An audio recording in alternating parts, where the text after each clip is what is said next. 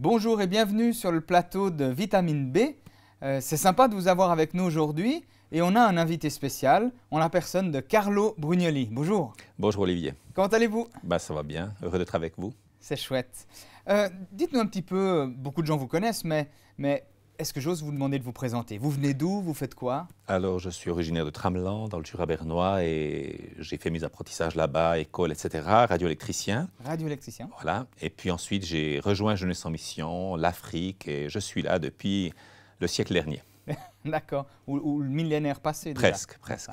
Il n'empêche, vous avez l'air encore jeune, prêt à faire feu de tout bois. Oui, c'est vrai qu'il y a plein de choses passionnantes dans la vie, et on va sûrement en discuter d'une ou deux ce matin ensemble. Tout à fait. Vous nous avez proposé un verset dans l'Ancien Testament, Deutéronome 28, verset 1.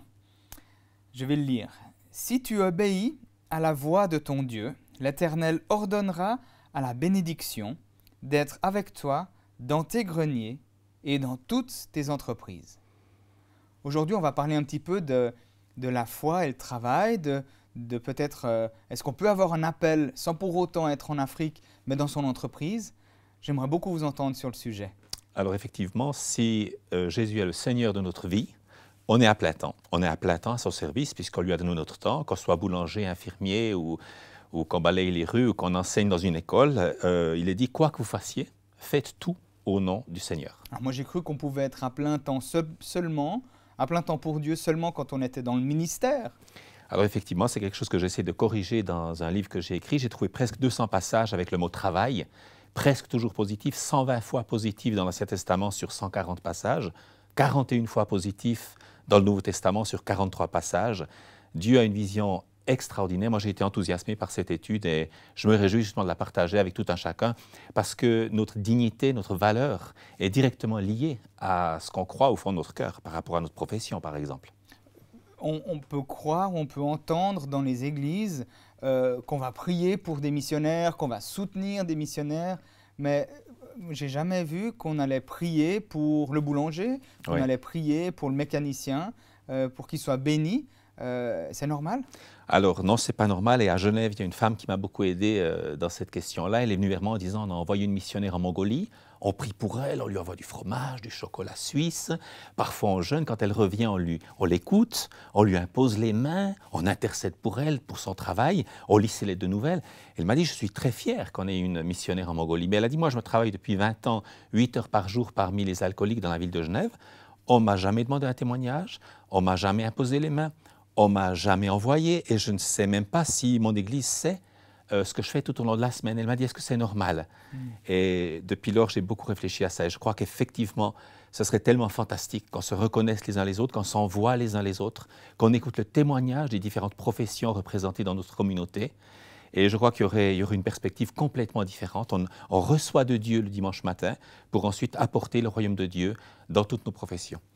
Mais quand même, on peut croire que les gens deviennent chrétiens plus à travers des appels à l'Église que dans le travail, n'est-ce pas? Alors effectivement, j'ai fait une conférence avec 4000 autres responsables. J'étais juste un participant à Manille en 89. Il y avait 4000 responsables de 185 pays. À l'époque, c'était le rassemblement le plus international de toute l'histoire de l'humanité. Et un orateur nous a fait lever la main en disant, si vous êtes converti, si vous êtes chrétien essentiellement par le ministère d'un professionnel de l'Évangile, missionnaire, pasteur, etc., levez-vous. Il y a 360 personnes qui se sont levées. Puis il a dit, si vous êtes chrétien essentiellement par des laïcs, des gens qui n'ont aucun titre, des collègues de travail, des membres de votre famille ou des voisins, alors vous pouvez vous lever. Et ça a été un raz-de-marée. 3600 responsables des 5 continents se sont levés pour témoigner que, essentiellement, l'œuvre de Dieu se fait au travers du sel et de la lumière. Donc, Dieu ne fait pas une erreur en plaçant le 95 ou 95% des gens dans toutes les professions. Et ce n'est pas un manque de foi que d'être boulanger ou infirmière. Ça me rappelle ce texte de Matthieu 28 qui dit « Allez, faites de toutes les nations des disciples ». Soyez mes témoins dans d'autres passages. Ce n'est pas un appel à quelques élus. On dirait, de ce que je vous écoute, que c'est un appel pour tous ceux qui ont découvert et expérimenté Dieu. C'est à eux d'être des témoins. Exactement. J'ai eu le témoignage d'un chauffeur de taxi qui a distribué 900 livres de La Croix et le Poignard de W. Wilkerson à New York dans son taxi. Un de ses clients est devenu soldat, il est parti en outre-mer avec le livre, il s'est converti, il a connu une relation d'amitié avec le Seigneur, il a prêté son livre à des centaines d'autres soldats et il y a eu toutes sortes de conversions au travers d'un seul livre qu'il avait reçu de ce chauffeur de taxi. Et j'aimerais dire que le chauffeur de taxi, ça peut être quelqu'un qui le dimanche matin écoute attentivement la prédication, il va peut-être même chanter Alléluia, mais le lundi, il va être renfrogné, il va se fâcher au feu rouge, il va peut-être même insulter les autres par la fenêtre comme certains le font parce qu'on est exaspéré. Puis un jour, il découvre que non, il est vraiment ambassadeur de Christ dans son taxi. Et puis un jour, il y a peut-être un malade qui va entrer dans son taxi et ressortir guéri, pourquoi pas, s'il prie avec lui. Et puis il y en a un autre qui va entrer découragé, il va ressortir rasséréné. Et puis il y aura aussi de temps en temps des gens qui vont entrer dans son taxi sur le chemin de l'enfer, de la perdition, et qui vont ressortir sur le chemin du ciel. Ce taxi ne va pas devenir fanatique, mais il va devenir disponible et il va être honoré comme serviteur de Dieu, comme chauffeur de taxi. Donc vous cassez un petit peu l'idée qu'on peut parler de la foi et de Dieu seulement à l'église le dimanche matin pendant 1h30. Alors ce serait une catastrophe effectivement parce que si le sel reste dans la salière, il ne sert à rien. Et même pour le pasteur, s'il réalise que non seulement il prêche à 200 personnes, mais que ces 200 personnes seront disons, en contact régulier avec 6000 tout au long de la semaine, alors tout d'un coup, il se rend compte qu'il donne une nourriture, non pas simplement pour les 200 qui sont là fidèlement chaque dimanche matin, mais pour les 6000. Et quand la caissière à Carrefour, Migros ou Coop voit passer, je ne sais pas, 500 personnes par jour, elle ne pourra pas parler avec chacun, mais il y aura des valeurs du royaume de Dieu. Et je crois que les clients voient la différence entre une caissière qui aime ou qui est juste là pour un salaire. J'ajoute que moi, j'ai été opéré pour une hernie quand j'avais 10 ans.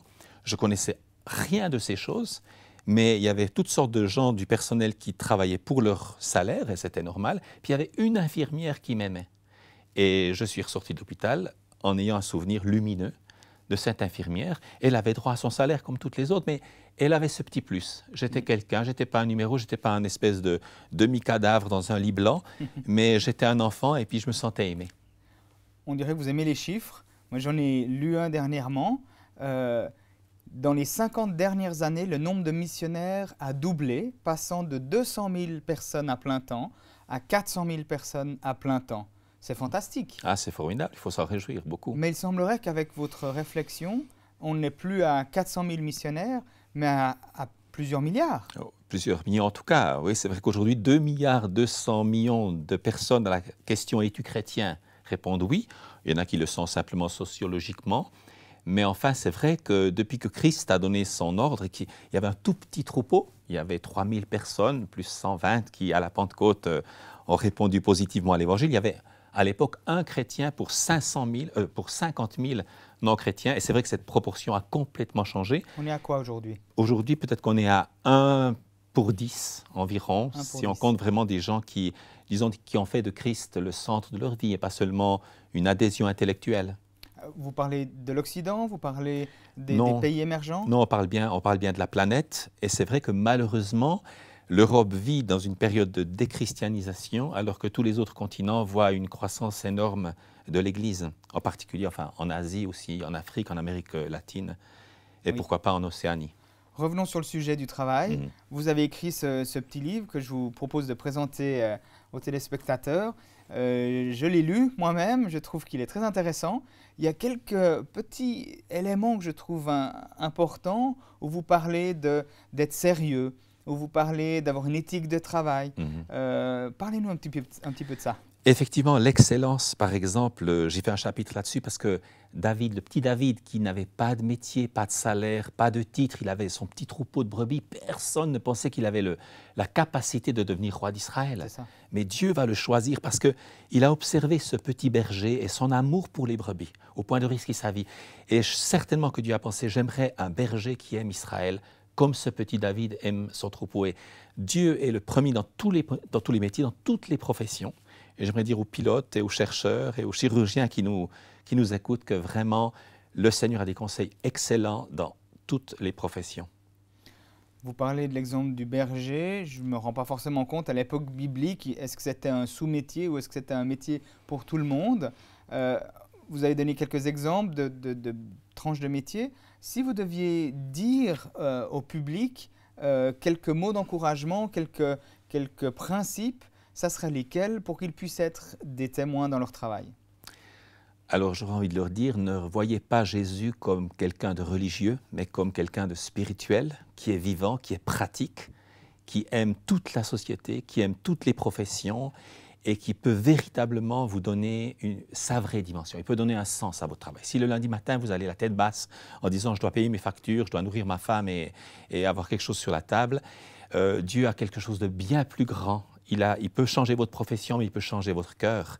Et il peut vous faire de vous son disciple dans votre travail. Donc je pense que chacun pourrait être encouragé. J'ai écrit ce livre un peu dans ce sens-là avec 11 autres, avec l'aide de mon épouse. Ça fait partie d'une série Comment. Et voilà, ils sont à des prix très accessibles que chacun peut trouver dans sa librairie chrétienne. Moi, j'ai toujours cru, avant de devenir chrétien, que le travail, c'était un peu la mauvaise nouvelle, presque la malédiction. Il fallait bien travailler pour gagner son pain. Ouais. Et il semblerait que vous dites qu'on peut s'épanouir dans son travail, même si ce n'est pas un travail spirituel. Alors effectivement, il y a une pensée théologique extrêmement importante. La population, même si elle n'est pas chrétienne, elle connaît ce verset où Dieu dit « je vais maudire le sol, je vais rendre les accouchements difficiles pour les femmes ». Et on pense que Dieu a maudit le travail. C'est une immense erreur. Dieu n'a pas maudit les enfants, il a rendu l'accouchement difficile. Il n'a pas maudit le travail, il a maudit le sol. Et dans Genèse 8, il dit « je cesse de maudire le sol à cause des êtres humains », suite au déluge. Donc il faut qu'au fond de soi-même, on comprenne que Dieu travaille, que les apôtres ont travaillé, que Jésus lui-même travaille, que la femme, dans Proverbe 31, travaille d'une main joyeuse. Toute la ville l'a dit heureuse, elle glorifie Dieu par son travail. Donc voilà, si on veut bien regarder la rédemption du travail, la nouvelle vision que Dieu et que Jésus-Christ lui-même donnent au travail, alors effectivement ça change. Mais si on n'est pas convaincu au fond de soi-même, on croira toujours qu'on est sous une sorte de malédiction. Et puis, est-ce que le fait de travailler pour un salaire, avec peut-être ce désir d'avoir toujours plus, est-ce qu'il n'y a pas aussi des dérives là? Alors l'ouvrier mérite son salaire, la Bible le dit, mais c'est vrai que la Bible dit aussi que l'amour de l'argent, pas l'argent, mais l'amour de l'argent est la source de tous les maux. Vous faites une différence entre les deux? Oui, parce que l'argent peut être très utile aussi à l'œuvre de Dieu. Jésus lui-même a payé son impôt. Mais par contre, quand l'argent devient le but suprême, alors à ce moment-là, on a un nouveau Dieu qui s'appelle argent, profit, domination et plein d'autres dérives. Et c'est vrai que si on est honnête avec soi-même, on peut avoir une Ferrari dans la cour et vivre dans une magnifique villa au bord de la mer et être dépressif et n'avoir aucun sens et se dire « ma vie ne sert à rien ». Comme l'Ecclésiaste l'a dit, vanité des vanités, tout est vanité. Si Dieu ne donne pas sens à notre vie, alors on court après une vanité du matin au soir. Si vous aviez 2 phrases à dire à nos téléspectateurs pour les encourager à faire peut-être la même recherche que vous dans la Bible avec ce livre, ça serait quoi? Eh bien, ce serait, souvenez-vous du verset que Olivier vous avez lu tout au début, « Si vous obéissez à la voix de Dieu, et Dieu parle tout au fond de notre cœur, si vous obéissez à sa voix, la bénédiction n'aura aucun choix. Dieu ordonnera à la bénédiction. D'être dans toutes vos réunions, non pas seulement dans toutes vos réunions, dans vos greniers et dans toutes vos entreprises. » C'est un beau mot pour la fin. Je vous remercie, Carlo. Merci à vous de nous avoir suivis sur Vitamine B. Je vous encourage à retourner sur le site internet et voir d'autres émissions qui, j'espère, vous encourageront, vous passionneront, vous feront réfléchir. Alors, je vous retrouve bientôt sur le plateau de Vitamine B. Merci. Au revoir.